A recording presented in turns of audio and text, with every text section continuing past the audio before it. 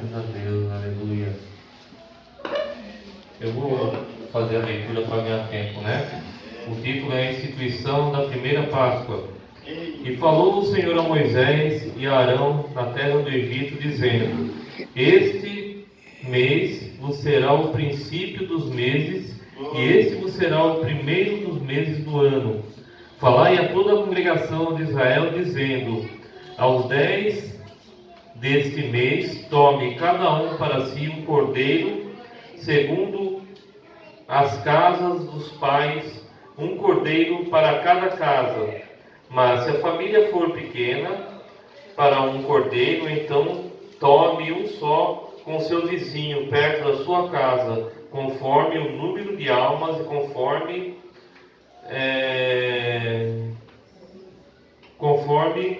o comer de cada um fareis a conta para o cordeiro.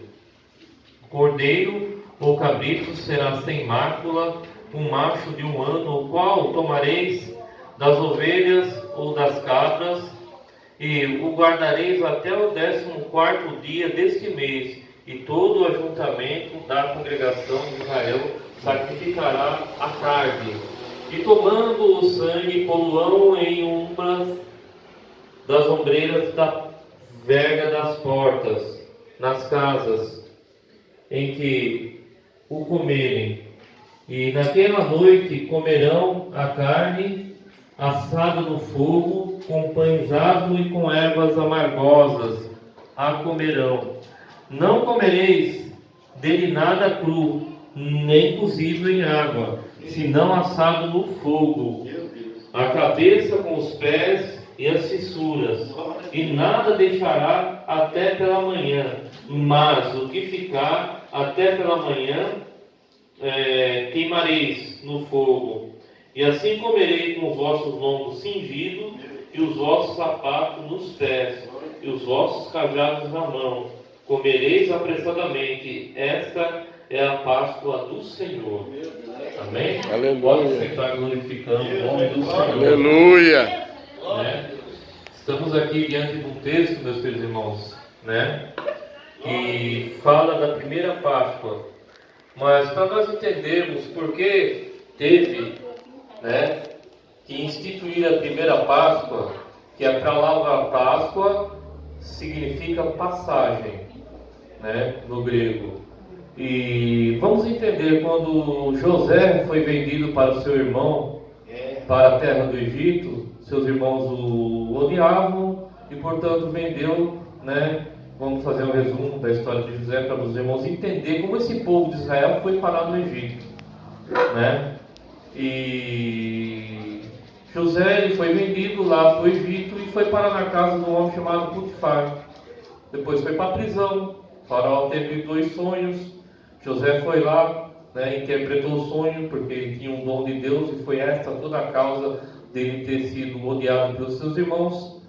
E ele foi consagrado pelo faraó governador do Egito, e cumpriu-se todo aquilo que ele profetizou, né, do sonho de faraó.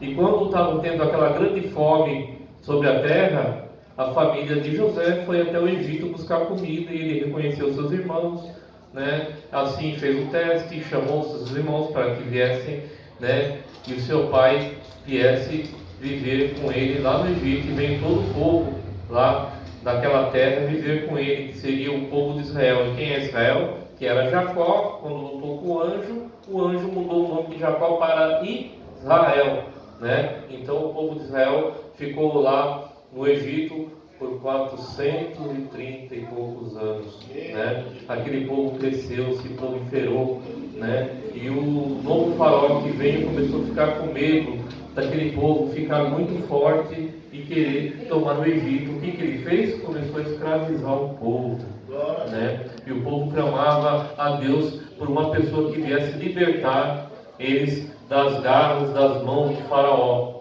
né? Eu tenho que contar essa história para os irmãos entenderem por que Deus mandou Moisés para libertar esse povo, né? Aí Deus ele manda Moisés, que Moisés ele foi deixado num cesto, no rio, né? Historinha, tudo os irmãos têm que entender, né? Ele foi criado pela filha de Faraó, ele foi um dos príncipes do Egito. Um belo dia ele se revoltou com um capataz lá, que estava judiando de um escravo, ele já sabia que ele era hebreu, e ele foi lá e matou aquele homem e enterrou na areia. Mas alguém viu, né? E denunciou ele. Então ele fugiu para a terra de Midian, né? E lá ele conheceu Zipora, conheceu, todo mundo assistiu a novela Os 10 Mandamentos, sabe, né?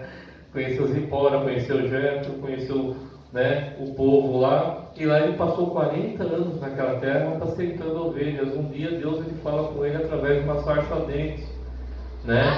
E o povo do Egito, o povo que estava cativo no Egito, estava clamando por socorro, porque não aguentava mais a escravidão, eles estavam sendo muito judiados por aquele povo, né? E eles precisavam de um libertador, e Deus manda que José vá até o Egito para libertar o seu povo, né?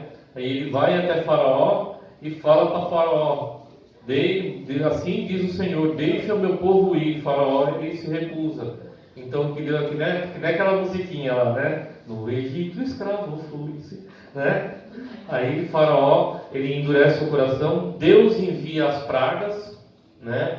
E nessa noite aqui, onde foi instituída a primeira Páscoa, foi a 10ª praga que Deus enviou sobre o Egito, né? Aí nós vemos aqui no texto a instituição da primeira Páscoa, né? E Deus pede para que cada família pegue um cabrito ou um cordeiro, né, do rebanho, no 14º dia, e esse cordeiro ele tem que ser de 1 ano, tem que ser perfeito, sem mancha, sem ruga, sem mácula, né, para que eles possam sacrificar na tarde do dia anterior, né, e o sangue daquele animal seria aspergido ou passado no batente, né, vamos falar batente da porta, na ombreira da porta, para que quando na 10ª praga, que iria passar o anjo da morte, que levaria e mataria todo primogênito de cada família do Egito, até os animais primogênitos que eram do Egito, iam morrer naquela noite. Mas se o anjo do Senhor, o anjo da morte, passasse e visse o sangue, ele não entrava, né?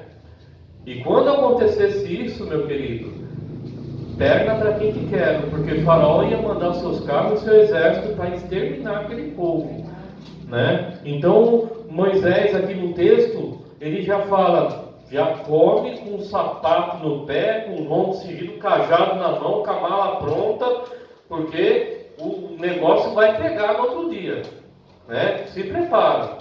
Foi só assim para Deus quebrantar o coração duro de Faraó e libertar o seu povo do Egito. Aleluia! Né? Nós vemos aí que a Páscoa passou a ser comemorada todos os anos pelo povo de Israel, né? Naquela peregrinação do Egito, até mesmo quando se estabeleceram, passaram a comemorar a Páscoa, né? E outras festas, mas era uma das festas principais que eram comemoradas, né? Sobre a casa de Israel, o povo hebreu, lembrando que o povo um dia foi cativo no Egito, foi, judiado, foi maltratado, e o braço forte do Senhor libertou aquele povo, né, da escravidão, e levou em direção uma terra que ele prometeu para aquele povo, uma terra que emanava leite e mel, chamada terra de Canaã, né, onde ficava próximo a Jericó, cercando aquela terra que tinha umas muralhas muito grandes, segundo a história, né? E Deus fez vários milagres, e mesmo assim, Deus fazendo milagres, fazendo, né, coisas impossíveis no deserto, muitos, né, murmuravam e não acreditavam que era Deus que estava fazendo tudo aquilo. E por conta disso, o povo passou 40 anos peregrinando no deserto, vagando no deserto, andando em círculo, porque Deus falou: essa geração de murmuradores não vão entrar na terra que eu prometi ao meu povo. Eita Deus, né? Então, só quem viu mesmo ali daquela geração foi Josué e Caleb, a terra que Deus prometeu ao povo de Israel, para que entrasse a terra que emanava leite e mel, né? Então o povo entrou e passou dando continuidade àquela geração, né, fazendo as mesmas, né, festas, né, dos pães asmos e da Páscoa, que era o sacrifício do Cordeiro Pascual, né, comendo ervas amargas, né? E com a família reunida, lembrando, né, daquela tristeza muito grande que o povo viveu, mas pela graça e a misericórdia de Deus, o povo foi libertado do Egito. Aleluia. Quando Jesus ele é levado ao Sinédrio para ser julgado, né, nós vemos aí que eles tinham um costume ali de soltar um prisioneiro na Páscoa. Não é assim, pastor Paulo? Né? Colocaram entre ele e Barrabás. O povo gritaram Barrabás. Né? Jesus, né, cumpriu o seu destino na cruz, o seu dever. Ele veio com o dever de salvar a humanidade, ser o Cordeiro perfeito, o Cordeiro pascual, o Cordeiro que o sangue dele nos lavaria de todo o pecado. Aleluia, Né? Deus. Glória a Mas Deus. antes disso, ele passou a Páscoa com os discípulos. Sabe, pastor Amigo? Ele sentou na mesa com os 12 ali, e quando ele partiu o pão, ele deu graças e disse: tomai e comei. Este é o meu corpo que é partido por vós. Fazer isso todas as vezes que comerdes em memória de mim. E semelhantemente, depois de cear, tomou o cálice, dizendo: este cálice é o novo testamento do meu sangue. Fazer isso todas as vezes que comer esse pão e beber desse cálice em memória de mim. Aí partiu o pão e deu e disse aos apóstolos: de hoje em diante a Páscoa não terá o mesmo significado. Oh, aleluia! Aleluia. Né? A Páscoa hoje simboliza a volta de Cristo, Aleluia. a morte e a Glória a ressurreição Deus. de Cristo. Né? Isso aqui não é bem uma pregação, é um ensinamento que eu estou dando para a igreja, Glória a para os Deus. irmãos entenderem Aleluia. que hoje, até hoje, alguns judeus ortodoxos, eles comemoram a Páscoa. Eles sentam nas suas casas, comem ervas amargas, tem um cabrito assado lá, né? Tem um vinho para eles tomarem, né? Hoje na escola dominical eu falei, hoje tem 3 tipos de Páscoa, né? Tem a Páscoa de Israel, a Páscoa de Roma e a Páscoa do mundo, né? A Páscoa de Israel é essa, onde todo mundo comemora ali, comendo ervas amargas, né? Comendo cabrito, tomando, né? E tendo aquela reverência. A Páscoa de Roma é bacalhau, vinho, né? Beberrança, né? Aquela bebedice, e o povo, né?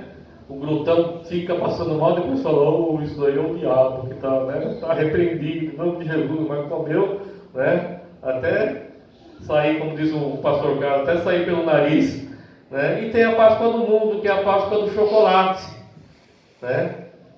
Mas o povo se esquece dessa Páscoa, onde Deus ele veio através do seu Filho amado Jesus, né? Colocou ele como Cordeiro de Deus para tirar o pecado do mundo. Ele foi o Cordeiro perfeito, meus irmãos. Glória a Deus. Lembra que aqui no livro de Gênesis falava que tem que ser um cordeiro macho, de 1 ano, sem manchas, sem mácula, tem que ser perfeito, né? Lembra que foi lido assim? Aleluia. Não é que nem lá no livro de Malaquias, capítulo 1, que o sacerdote aceita: não, o bezerro é manco, é cego? Não, pode trazer assim mesmo. Ah, o pão está mofado? Ah, não tem problema não, deixa aí, né? Não, Jesus. Deus ele exigiu do povo. Como ele exigiu do povo, ele fez a mesma coisa que ele exigiu do povo. Ele deu o perfeito que ele tinha, Jesus Cristo, né? Para a remissão dos nossos pecados. E a Bíblia nos relata que quando Jesus toma sua cabeça, fala está consumado, e toma sua cabeça, o véu do templo se rasgou de alto a baixo. Se rasgou de alto a baixo, dizendo que não tem mais sacerdote, não tem mais sacrifício. O eterno e sumo sacerdote é Jesus Cristo agora, né? Tem aquele louvor: ó, leva-me à sala do trono, por um novo e vivo caminho, pelo sangue de Jesus, eterno e sumo sacerdote. Oh, leva-me à sala do trono, para te adorar, Senhor. Então os irmãos entendem que a gente não precisa mais de sacerdote. Você tem acesso. Olha a beleza a maravilha das coisas. Você tem a liberdade de chegar até Deus através de Jesus Cristo. Não precisa mais ninguém. É você e Deus. Aleluia. Esse é o significado da Páscoa hoje. Toda vez que comer deste pão e beber deste cálice, anunciai a morte de Jesus até que Ele venha. Cada vez que você se assenta nessa mesa e come desse pão e bebe desse cálice, você vai estar lembrando: olha, Jesus morreu, ressuscitou, subiu à destra de Deus e vai voltar para buscar a sua igreja. Glória a Esse Deus. é o significado da Aleluia. Páscoa hoje. Esse é o novo significado da Páscoa. Jesus Cristo falou para os seus discípulos ali naquele cenáculo onde ele estava sentado ali comendo a Páscoa com eles: a Páscoa não terá mais o mesmo significado. O povo lembrava muito do Egito. Hoje o Egito simboliza o mundo. Hoje o Egito simboliza o mundo. Mas eu acredito que naquele dia lá que Moisés falou: todo mundo se reúne, todos iam de casa em casa, falando: se prepara que é hoje à noite. Hoje à noite vai acontecer algo tremendo. Amanhã cedo nós vamos ter que sair. Vocês podem estar fazendo a mesma coisa aí fora. Ó, se prepara, a vinda do Senhor está próxima, né? Você viu a Covid-19? Isso foi só uma amostra do que vai acontecer, né? Lá na Venezuela, o povo foi para a praça pública e todo mundo se ajoelhar e começaram a clamar a Deus por socorro. Senhor, o que está acontecendo com o mundo? Mais de 600 milhões de pessoas estão morrendo no mundo por conta de uma doença que ninguém sabe como aconteceu, como apareceu, né? Hoje nós estudamos a lição do dia 26, que falava do juízo de Deus que viria sobre Judá por conta da sua desobediência, né? Aviva, Senhor, né? Aviva o teu povo no meio da tua obra, Senhor. Aleluia. Aviva, Senhor, né? Está registrado lá no livro de Abacuque, capítulo 3, onde ele faz a sua oração, né? Uma oração de temor, uma oração em forma de cântico, de medo, né? A igreja tem que temer e tremer diante do Senhor. Aleluia. É o que acontecia com o profeta, porque Deus, quando ele mandava a mensagem, o profeta se sentia no medo, né? Quando Jeremias falava para o rei, né, Ezequias: você verá o terror, porque quando os caldeus, os babilônicos chegar, eles não vão ter mais misericórdia, porque vocês vêm no meu templo, né, e eu me honro com os lábios, mas depois vocês vão e com as suas atitudes vocês renegam o meu nome, vocês vão após outros deuses, adulteram, trapaceiam, vocês vão e batem nas mulheres e judiam dos filhos, depois vêm aqui no meu templo, na minha casa, clamar pelo meu nome e dizer que estão salvos. É isso que o profeta fazia. Ele sentia o medo e sentia a ira do Senhor sobre aquele povo, no qual ele fez tanto por eles, e o povo voltava as costas para o Senhor. Mas hoje nós temos a palavra de Deus, Aleluia. que é a nossa regra de fé e prática, aquilo que nos ensina a como proceder e como prosseguir. Para isso estamos aqui. Muitos não valorizam a igreja do Senhor ou a casa do Senhor. Nós sabemos que a igreja ela é necessária, sabemos que não é obrigação, mas é necessidade que o povo, que o corpo tem de ter a comunhão com outros membros, meus queridos irmãos. Nós somos um corpo. Eu sei, igual o pastor falou aqui, é difícil, muitas vezes está cansado, né? Às vezes está doente, às vezes não está bem, né? E não é estar aqui dentro que salva, mas sim a comunhão que nós temos com Deus e com as pessoas que estão nesse santo lugar, meus queridos irmãos. A palavra que nós ouvimos e que nós colocamos em prática no nosso cotidiano, na padaria, na farmácia, no posto de saúde, no supermercado, né? Você vai conseguir pôr essa palavra em prática e passar adiante, porque esse é o pacto, né? Não é assim que fala com teu filho, né? Deitado na cama, sentado na mesa, andando pelo caminho, né? Quando estiver indo caçar, quando estiver indo recolher lenha, vai falando para ele das leis do Senhor, para que ele não se esqueça e medite nela de dia e de noite. E quando ele crescer, ele vai passar para os seus filhos e para os seus netos, e isso vai até a vinda de Cristo. Aleluia. Esse é o papel do evangélico, evangelizar. O evangélico não é para ficar sentado dentro de quatro paredes, ele tem que evangelizar, fazer as pessoas se conscientizar que a vinda de Cristo está próxima. Tem um texto aqui que eu quero ler para encerrar, está no capítulo 17 de Lucas, versículo 26. Capítulo 17 do Evangelho de São Lucas, capítulo 26. Deixa eu ler rápido para ganhar tempo aqui. E como aconteceu nos dias de Noé, assim será também nos dias do Filho do Homem. Comiam, bebiam, casavam-se, davam-se em casamento, até o dia em que Noé entrou na arca, e veio o dilúvio e consumiu a todos. Como também, na mesma maneira, aconteceu no dia de Ló.